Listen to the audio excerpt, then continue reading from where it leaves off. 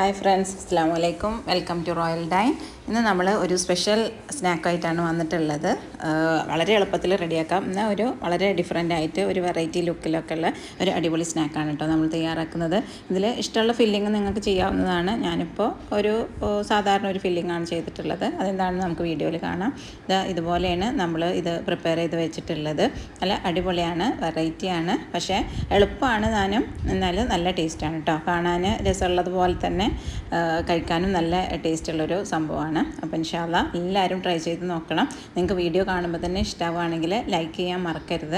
അതുപോലെ തന്നെ സബ്സ്ക്രൈബ് ചെയ്യാതെ കാണുന്ന ആളുകളുണ്ടെങ്കിൽ ഒന്ന് സബ്സ്ക്രൈബ് ചെയ്തിട്ട് അതിലേക്ക് കുറച്ച് ഉപ്പും അതുപോലെ തന്നെ ഒരു 1.5 ടീസ്പൂൺ ഈസ്റ്റും ചേർത്ത് ചെറിയ ചൂടുവെള്ളത്തിൽ നന്നായിട്ട് കുഴച്ച് വെക്കണം. നമ്മൾ പിന്നെ കുറച്ച് ഒലിവ് ഓയിൽ വേണമെങ്കിൽ ഉപയോഗിക്കാം കേട്ടോ. ഞാൻ ഇപ്പോൾ ഒലിവ് ഓയിലാണ് ഉപയോഗിച്ചുള്ളത്. ഓപ്ഷനിലാണ്, നിങ്ങളുടെ അടുത്ത് ഉണ്ടെങ്കിൽ ചേർത്താൽ മതി. അല്ലെങ്കിൽ സാധാ ഓയിൽ, വെളിച്ചെണ്ണ വേണ്ട, സാധാ ഓയിലായാലും ചേർത്താൽ മതി കേട്ടോ. ഇനി അതിലേക്ക് ചെറിയ ചൂടുള്ള വെള്ളം ഒഴിച്ചിട്ട് നന്നായിട്ട് തന്നെ ഒന്ന് കുഴച്ചിട്ട് നമ്മൾ ഒരു 2 മണിക്കൂർ 3 മണിക്കൂർ ഒന്ന് പൊങ്ങാൻ വേണ്ടിയിട്ട് വെക്കണം. ഇപ്പോൾ ചൂടുള്ള കാലാവസ്ഥ ആയതുകൊണ്ട് തന്നെ നമുക്ക് അതിന് വലിയ ബുദ്ധിമുട്ടുണ്ടാവില്ല, പെട്ടെന്ന് തന്നെ പൊങ്ങി കിട്ടും. ഓക്കെ, അപ്പോൾ അതവിടെ മാറ്റി വെക്കാം.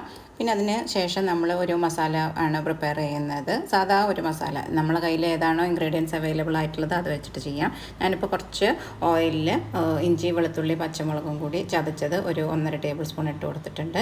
അതിലേക്ക് ഒരു വലിയ സവാള, അത് ചെറുതാണെങ്കിൽ 2 എണ്ണം എടുക്കാം. അപ്പോൾ ഞാൻ ഒരു വലിയ സവാളയാണ് എടുത്തിട്ടുള്ളത് കേട്ടോ. അത് നന്നായിട്ട് തന്നെ ഒന്ന് ഉപ്പിട്ടിട്ട് സോട്ട് ചെയ്ത് വെക്കുക. നല്ലോണം വഴന്ന് ബ്രൗൺ കളർ ആവൊന്നും വേണ്ട, ജസ്റ്റ് ഒന്ന് വഴന്ന് വന്നാൽ മതി. പിന്നെ അതിലേക്ക് കരിവേപ്പിലയാണ് ഇട്ട് കൊടുക്കുന്നത്. കറിവേപ്പിൻ്റെ ഇല നമ്മൾ വീട്ടിലുണ്ടെങ്കിൽ മാത്രം യൂസ് ചെയ്താൽ മതി, പുറത്തുനിന്ന് വാങ്ങിയ വേപ്പിൻ്റെ ഇല യൂസ് ചെയ്യരുത് കേട്ടോ. പിന്നെ ഒരു 2 പച്ചമുളക് ചെറുതായി വട്ടത്തിലരിഞ്ഞതും, പിന്നെ ഒരു മീഡിയം സൈസ് ക്യാരറ്റ് ഗ്രേറ്റ് ചെയ്തതും ഇതിലേക്ക് ചേർത്ത് കൊടുക്കുന്നുണ്ട്. പിന്നെ നമ്മൾ ഇത് ക്യാരറ്റ് പെട്ടെന്ന് വേവുമല്ലോ, എന്നാലും ഒരു 2-3 മിനിറ്റ് ഒന്ന് അടച്ചു വെച്ചിട്ട് ഒന്ന് വേവിച്ചെടുക്കുക. പാകത്തിന് ഉപ്പും ഇട്ട് കൊടുക്കണം കേട്ടോ. പിന്നെ ഞാനിവിടെ കുറച്ച് ബീഫ് ഒന്ന് മിക്സ് ചെയ്തിട്ട് വേവിച്ചതാണ് കേട്ടോ. കറിയിൽ നിന്ന് എടുത്തിട്ട് എല്ലില്ലാത്ത കഷ്ണം നോക്കിയിട്ട് എടുത്തിട്ട് ഒന്ന് മിക്സിയിൽ ജാറിലിട്ടിട്ട് ഒന്ന് ഗ്രൈൻഡ് ചെയ്തിട്ട് ഇട്ട് കൊടുത്തിട്ടുള്ളതാണ്. ഇനി ഇതിലേക്ക് കുറച്ച് മല്ലിയില ഒന്ന് ഇട്ട് കൊടുക്കുന്നുണ്ട്. അതുപോലെ തന്നെ കുറച്ച് ഗരം മസാല പൗഡർ ഇട്ട് കൊടുക്കുക. നിങ്ങൾക്ക് വേണമെങ്കിൽ ചാട്ട് മസാല യൂസ് ചെയ്യാം കേട്ടോ. ഞാനിപ്പോൾ ചാട്ട് മസാല യൂസ് ചെയ്യുന്നില്ല. അതുപോലെ തന്നെ കുറച്ച് ക്രഷ്ഡ് ചില്ലി ഒന്ന് ആഡ് ചെയ്ത് കൊടുക്കുന്നുണ്ട് കേട്ടോ. ഇനി നന്നായിട്ട് തന്നെ ഒന്ന് ഇളക്കിയിട്ട് ചൂടാറാൻ വേണ്ടിയിട്ട് നമുക്ക് മാറ്റി വെക്കാം. ഇപ്പോൾ നമ്മൾ കുഴച്ച് വെച്ചിട്ടുള്ള മാവ് ഒരു 3 മണിക്കൂർ കഴിഞ്ഞിട്ടുണ്ട്. നന്നായിട്ട് തന്നെ അത്യാവശ്യം പൊങ്ങിയൊക്കെ വന്നിട്ടുണ്ട്. ഇനി ഇത് നമ്മൾ ഇപ്പോൾ 2 ബോളാക്കിയിട്ട് മാറ്റുകയാണ് ചെയ്യുന്നത് കേട്ടോ. അത് നമുക്ക് ഒന്നിച്ച് നമ്മൾ വലിയ പത്തിരി പോലെ പരത്തി ഒന്നിച്ച് കൗണ്ടർ ടോപ്പിലിട്ട് വലിയതാക്കിയിട്ട് പരത്താൻ സൗകര്യം ഉണ്ടെങ്കിൽ അങ്ങനെ ചെയ്യാം. ഞാനിപ്പോൾ 2 എണ്ണം ആക്കിയിട്ടാണ് ചെയ്യുന്നത്. അപ്പോൾ നമുക്ക് മീഡിയം സൈസുള്ള ഒരു നമ്മൾ സ്നാക്കാണ് കിട്ടുക. അപ്പോൾ അതിലേക്ക് കുറച്ച് പൊടി തട്ടിയിട്ട് ഒന്ന് അത്യാവശ്യം ഒരു ഇത്രയും കനത്തിൽ നമ്മളൊന്ന് പരത്തിയെടുക്കുന്നുണ്ട്. ഇനി നമ്മളിതൊന്ന് കട്ട് ചെയ്യുന്നത് ഞാൻ കാണിച്ചു തരാം. നമ്മളൊരു ട്രയാങ്കിൾ ഷേപ്പിലാണ് ഇത് കട്ട് ചെയ്യുന്നത്. ഒരു 12 എണ്ണോ 9 എണ്ണോ ഒക്കെ വരുന്ന രീതിയിൽ നമുക്കിത് കട്ട് ചെയ്ത് വെക്കാം. അപ്പോൾ ഇത് നിങ്ങൾക്ക് കാണാം. ആദ്യം ഒന്ന് നടുവേ മുറിച്ചു, പിന്നെ അതിൻ്റെ പകുതി, പിന്നെ അതിൻ്റെ പകുതിയായിട്ട് ഇതേപോലെ മുറിച്ച് വയ്ക്കാം. നിങ്ങൾ പത്തിരി പരത്തുന്നത് വലിയതാണെങ്കിൽ വേണമെങ്കിൽ നമുക്ക് ഈ പോർഷൻ തന്നെ വേറെ 2 എണ്ണം കൂടി ആക്കിയിട്ടും കട്ട് ചെയ്യാം കേട്ടോ. അപ്പോൾ അങ്ങനെ വേണം ചെയ്യാൻ വേണ്ടിയിട്ട്. ഈ ഷേപ്പ് നമുക്ക് കിട്ടണമെന്ന് മാത്രം. ഓക്കെ, അപ്പോൾ അത് നമ്മൾ കട്ട് ചെയ്ത് വെച്ചിട്ടുണ്ട്. ഇനി നമ്മൾ നേരത്തെ പ്രിപ്പയർ ചെയ്ത് വെച്ചിട്ടുള്ള മസാല ഇതിലേക്ക് ഈ ഭാഗത്ത് ഇതിൻ്റെ അടിഭാഗത്ത് മാത്രം ഒന്ന് ആക്കി കൊടുക്കാം കേട്ടോ. 4 പുറമൊന്നും കളയാതെ അതിൻ്റെ നടുവിൽ മാത്രമായിട്ട് അടിയിൽ അങ്ങനെ ഇതേപോലെ ഒന്ന് ചെയ്ത് കൊടുക്കാം. അപ്പോൾ ഞാൻ ഇതേപോലെ എല്ലാതും ചെയ്ത് കൊടുത്തിട്ടുണ്ട്. ഇനി നമ്മൾ ജസ്റ്റ് ചെയ്യാൻ പോകുന്നത് ഒരു കത്തി വെച്ചിട്ട് അതിൻ്റെ ഈ കോൺ ഭാഗം ഉണ്ടല്ലോ, അവിടെ ഒരു 2-3 വരകൾ ഇതേപോലെ ഇട്ട് കൊടുക്കാം.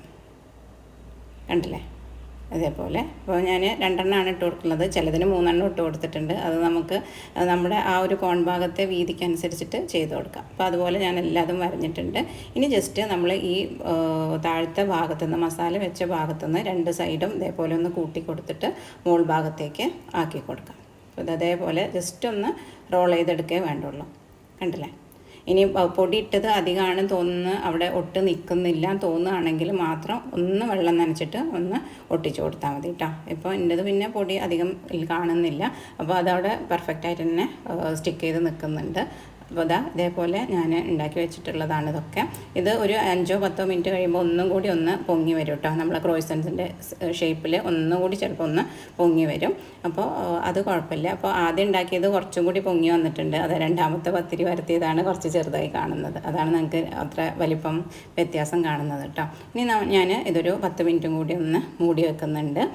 ഒരു പേപ്പറോ അല്ലെങ്കിൽ ഒരു ഫോയിലോ വെച്ചിട്ട് ഒന്ന് കവർ ചെയ്ത് കൊടുക്കാം കേട്ടോ. പിന്നെ നമ്മൾ എണ്ണ ചൂടായിട്ട് അതിലേക്ക് ഇട്ടിട്ട് 2 സൈഡും നല്ലോണം ഗോൾഡൻ ബ്രൗൺ കളറാവുന്നത് വരെ ഒന്ന് മൊരിയിപ്പിച്ചെടുക്കുകയാണ് ചെയ്യുന്നത്. ഒരു മീഡിയം ടു ലോ ടു മീഡിയത്തിൽ വെക്കുന്നതാണ് എപ്പോഴും നല്ലത്. അപ്പോൾ അല്ലെങ്കിൽ പിന്നെ കരിഞ്ഞു പോകും. ഉള്ളിൽ ഒരു ലെയറും കൂടി ഇല്ല, അതും കൂടി വെന്ത് കിട്ടണ്ടേ നമുക്ക്. ഞാനിത് ഓവനിൽ ചെയ്യുന്നത് കാണിക്കണം എന്ന് വിചാരിച്ചിരുന്നു. അപ്പോൾ നോക്കുമ്പോൾ കറണ്ട് പോയി വന്ന് കളിച്ചപ്പോൾ പിന്നെ ഓവനിക്ക് പോയിട്ടില്ല. ഓവനിൽ നമുക്കിത് ബേക്ക് ചെയ്തെടുക്കാം കേട്ടോ.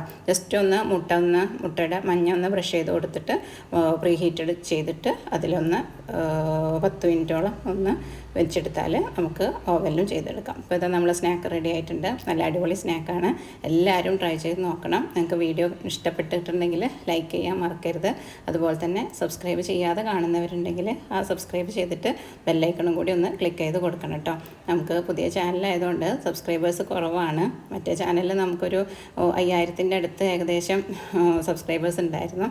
അപ്പോൾ നമുക്ക് എല്ലാവരും സബ്സ്ക്രൈബ് ചെയ്തിട്ട് ബെല്ലൈക്കൺ കൂടി ക്ലിക്ക് ചെയ്ത് വെക്കാം കേട്ടോ. ഇതേപോലെയുള്ള വെറൈറ്റി സ്നാക്സ് ആയിട്ട് നമുക്ക് വീണ്ടും കാണാം ഇൻഷാ അല്ലാഹ്.